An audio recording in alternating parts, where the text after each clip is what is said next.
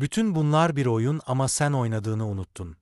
Korkular, hayal kırıklıkları, sürekli geride kalma hissi, bir şeylerin eksik olduğu, sende bir şeylerin yanlış olduğu hissi. Bunların hiçbiri göründüğü kadar gerçek değil ve en rahatsız edici olan şey şu ki bilinç seviyenin derin bir katmanında burada olmayı kabul ettin. Bu deneyimi seçtin.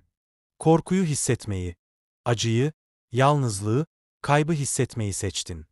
Şu an saçma gelse de Alan Watson bize önerdiği şey bu. O hayatın bir gösteri gibi olduğunu söyledi.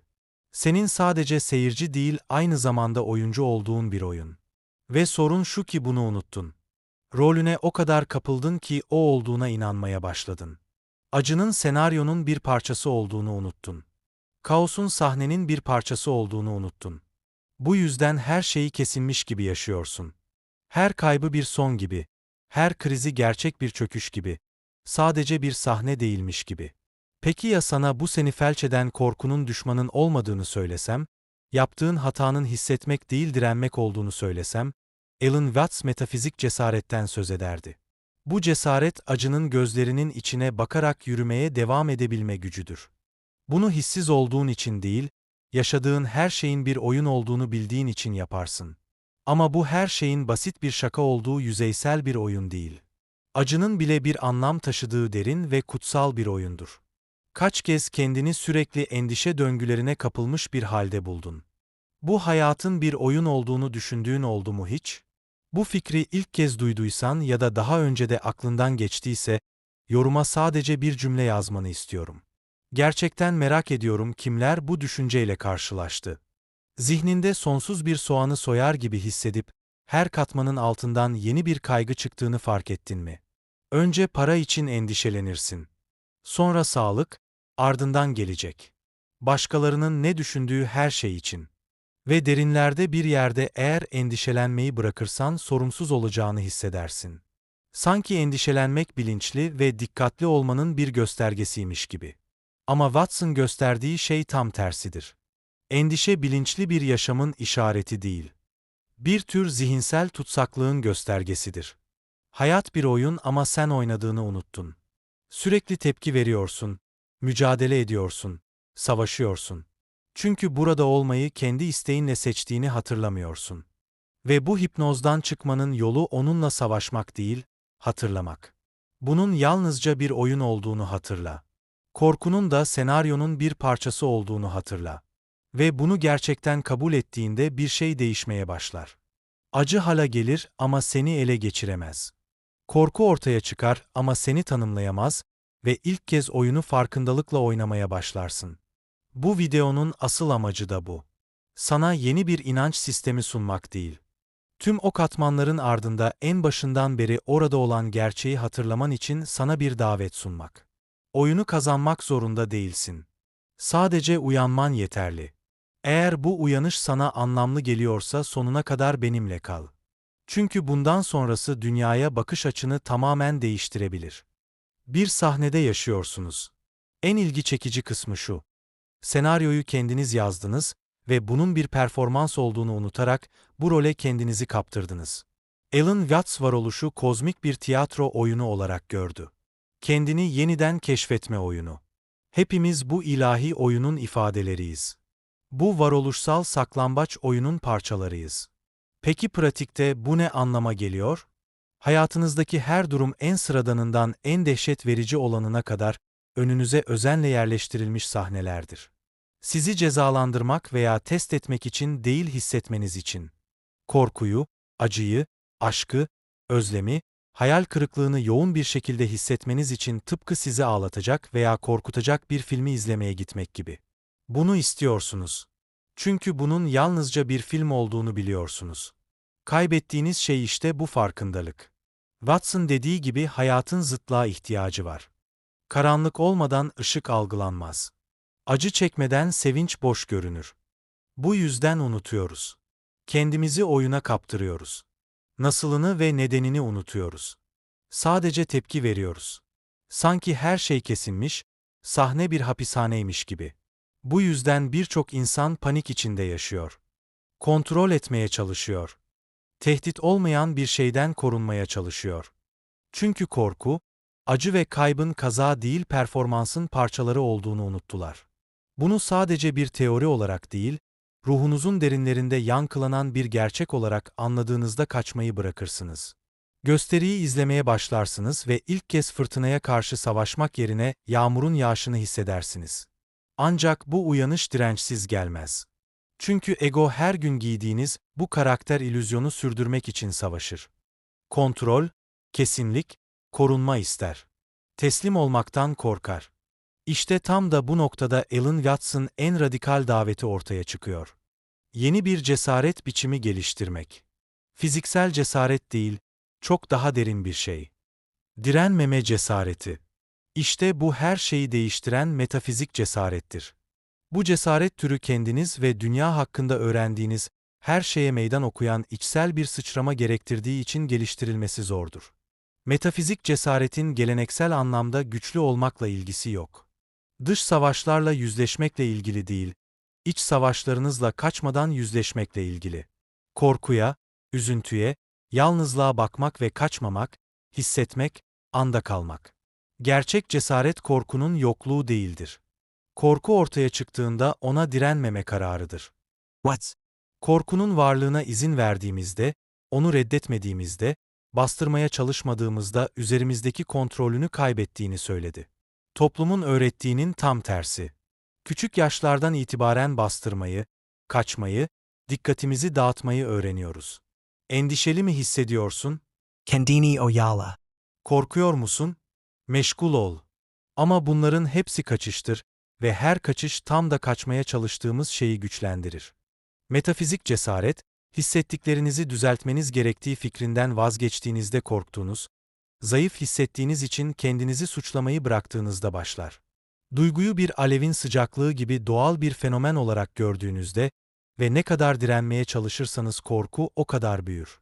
Ne kadar kontrol etmeye çalışırsanız o kadar güçsüz hissedersiniz. Japon samuraylar bunu biliyordu. Bu yüzden Zen felsefesini çalıştılar. Öyle derin bir varlık durumuna ulaşmak istediler ki ölüm bile onlar üzerinde gücünü kaybetti. Yatsın nihai sinir dediği şeyi arıyorlardı. Duygusal cehennemden tereddüt etmeden geçme yeteneği. İçinizdeki her şey geri çekilmenizi söylese bile devam etmek. Kaldırılmış kılıcın altında cehennemin yattığını biliyorlardı. Ama tam da orada direnmeden geçişte mutluluk ortaya çıkar. Ama ben samuray değilim. Titriyorum, donup kalıyorum, kaçıyorum. Sorun değil. Yats da bunu biliyordu. Korkmamaya çalışmayın. Sadece kendi korkunuzdan korkmayı bırakın. İşte tam bu noktada döngü çözülmeye başlar. Çünkü korkuyu gösterinin bir parçası, dansın bir parçası olarak kabul ettiğinizde dönüşür. Ancak korkuya direnmek bizi tuzağa düşürüyorsa neden korkunun bir illüzyon olduğunu bildiğimiz halde onu beslemeye devam ediyoruz? İşte burada bizi esir tutan illüzyonun bir sonraki seviyesine giriyoruz. Sansas Indai Sogani. Kaygılı zihin katmanları bitmeyen bir soğan gibidir. Bir sorunu çözersiniz, bir katman soyarsınız, hemen bir diğeri ortaya çıkar. Birini daha soyarsınız, bir diğeri belirir. Böylece hep acil durum modunda yaşarsınız. Barışın hep bir adım ötede, bir sonraki endişenin arkasında olduğu hissiyle. Ama Alan Watts'ın ortaya koyduğu şey acımasızca dürüst. Bu soğan asla bitmez. Çünkü sorun katmanlarda değildir. Korkuyla kurduğunuz ilişkidedir. İş, para, sağlık, gelecek için endişelenirsiniz. Her şey yolunda görünse bile içinizde bir huzursuzluk kalır. Neden? Çünkü endişeyle özdeşleşmeyi öğrendiniz. Hayatınızın bir noktasında endişelenmenin, kontrol sağlamanın, sorumluluğun kanıtı olduğuna, acıyı öngörmenin bir yolu olduğuna şartlandınız. Ama bu bir yalan.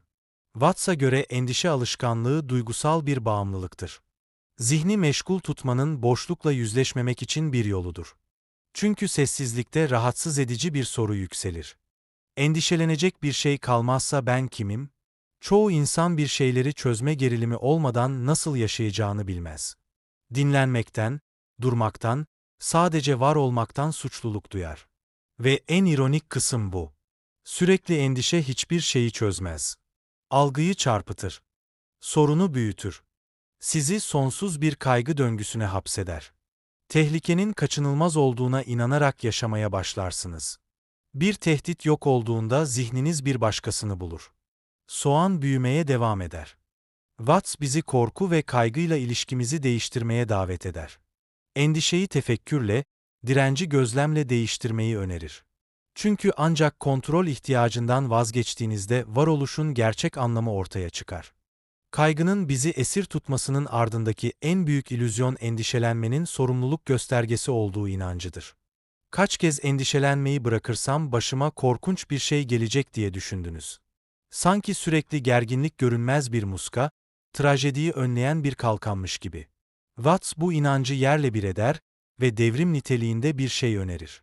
Hayat kontrol edilmek değil, gözlemlemek içindir. Duygularımızla savaşmak yerine onlara bir fırtınaya duyduğumuz hayranlıkla yaklaşmalıyız.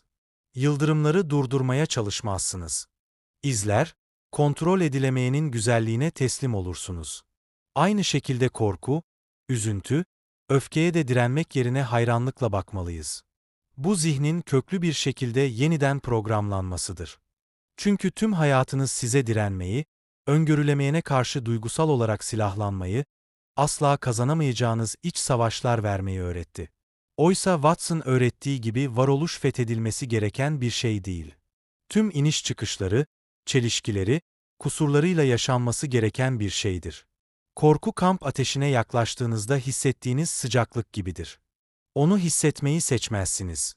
Doğaldır. Ama sıcaklığı bedensel bir tepki olarak kabul ederken korkuya direniriz. Onu saklamaya, görmezden gelmeye çalışırız. Watts bu yanılsamayı acımasız bir kesinlikle parçalar. Bizi yok eden korku değil, korkuya gösterdiğimiz dirençtir. Bastırılan korku kronik endişeye, paniğe, sessiz umutsuzluğa dönüşür. Gerçek özgürlük korkunun içinizde, tıpkı bedendeki sıcaklık gibi var olmasına izin verdiğiniz an doğar. Onu söndürmeye, değiştirmeye, onunla özdeşleşmeye çalışmadan peki bu nasıl yapılır? Korku ortaya çıktığında hissedin, yorumlamayın. Hikayeler üretmeyin. Tıpkı ateşin sıcaklığını kabul ettiğiniz gibi mesafenizi ayarlayın ve devam edin. Bu derin kabul korkuyu baskılayıcı bir şeyden doğal bir şeye dönüştürür. Kahraman olmanız gerekmez. Her seferinde sadece o anda olun. Hayat sizi durmaksızın zorlamaya devam edecek. Çabalarınız fark etmeksizin gösteri devam eder. Kayıp, korku, ıstırap ve sevinç sahneleri bir nehir gibi akar. Fark bu nehri nasıl geçeceğinizde, her sahneye, her duyguya nasıl yerleşeceğinizdedir. Watts'ın hatırlattığı gibi gerçek uyanış, bunun bir oyun olduğunu içgüdüsel olarak hatırladığınızda gelir. Gözyaşlarınız bile dansın bir parçasıdır. Hayatta kazanmanız gerekmez. Burada yaşamak, deneyimlemek, bin kez kaybolup kendinizi tekrar bulmak için varsınız. Direnmeyi bıraktığınızda koşullar değişmese bile ilişkiniz değişir. Korku ve kaygının görünmez iplerine bağlı bir kukla olmaktan çıkıp, varoluş sahnesinde bilinçlice dans etmeye başlarsınız. Metafizik cesaret işte budur. Hayatın kaotik güzelliğine bakıp kabul ediyorum. Buradayım, her şeyi hissediyorum demek. Bugünün dünyasında acıdan kaçmak öğretilirken korkunun içinden geçmenin ve onunla büyümenin mümkün olduğunu hatırlamak gerçek bir ruhsal isyandır. Şimdi sıra sizde. Bu videonun sizi en çok etkileyen kısmı neydi? Hayatınızın hangi anında oyun oynadığınızı unuttunuz? Paylaşın. Deneyiminiz bu kolektif trans halinden uyanmaya çalışan diğerlerine ilham olabilir. Unutmayın ki yolculuk burada bitmiyor. Uyanış yalnızca başlangıç. Eğer bu videoyu buraya kadar izlediysen, sen gerçekten bu dünyayı daha derinlemesine anlamaya çalışan birisin. Aşağıya sadece oyun başladı yaz. Kimlerin bu farkındalığa ulaştığını birlikte görelim.